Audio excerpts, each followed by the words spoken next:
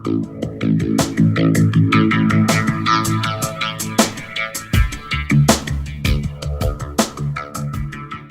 लोगों को देना होगा।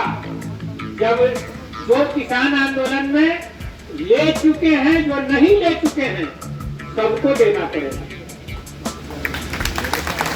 और दूसरी बात, हम केवल मांग इतना ही नहीं कर रहे हैं, हम उसमें और जोड़ना चाहते हैं।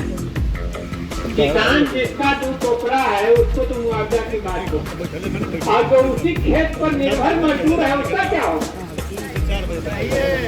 हाँ, तो उसको भी चाहिए,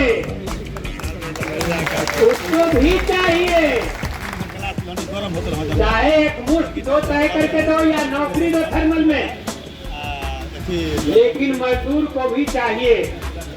और आप मजदूर किसान एकता बना के रखिए, लड़ाई आपकी जीत तय है, एकदम तय है, बिल्कुल मान के चलिए।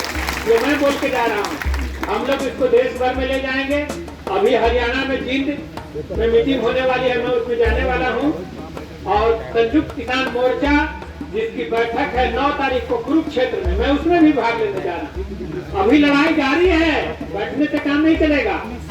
लड़ाई अब ये चल रही है कि घाटे की खेती हम नहीं कहेंगे। स्वामीनाथन कमीशन की रिपोर्ट के हिसाब से C2 + 50% फसलों का दाम देना होगा। 5 लाख किसानों ने घाटे की खेती में आत्महत्या कर ली देश में। हम अब बर्दाश्त नहीं करेंगे, हम आत्महत्या नहीं करेंगे। लड़ करके मरना होगा, मरेंगे, लेकिन आत्महत्या नहीं करेंगे। इसलिए लड़ाई चल रही है, उसमें आपका साथ चाहिए, सहयोग चाहिए। पंजाब वालों ने कहा कि हमने तो 7-7.25 किसानों को गंवा करके 3 कृषि कानून हटवा दिया। इस बार MSP की लड़ाई, खाद्य सुरक्षा की लड़ाई, बिहार को खड़ा करना है, हम लोग साथ देंगे। आप तैयार है ना? हाँ, तो ये लड़ाई लड़नी है। एक और बात, आप तो मान लीजिए कह रहे कि अभी 6 लाख या 7 लाख मुआवजा कम दे रहा है प्रति एकड़।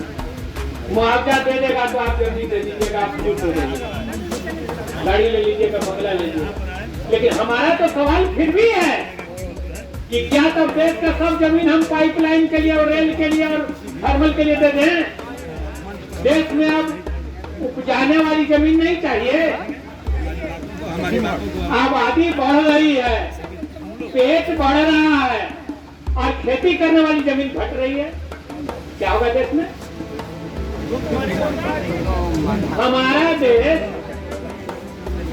अफ्रीका के कई देशों से, नेपाल से, बांग्लादेश से, पाकिस्तान से, जिसके खिलाफ राजनीति चलती रहती है, खाद्य सुरक्षा का जो लिस्ट बना है और दुनिया भर का ग्लोबल हंगर इंडेक्स जिसको कहते हैं, उसमें पहुंच गया 107वां नंबर पर।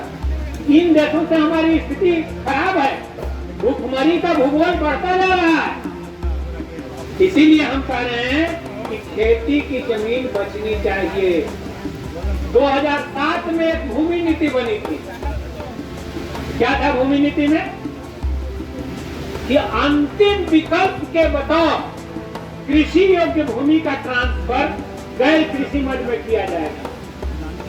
और हम देख रहे हैं, तो हम केरल में भी थे, तो वहां भी हमने अपने भाषण में कहा था कि हिंदुस्तान का एक कलेक्टर इस नीति पर कायम नहीं है, किसान के पक्ष में खड़ा नहीं है।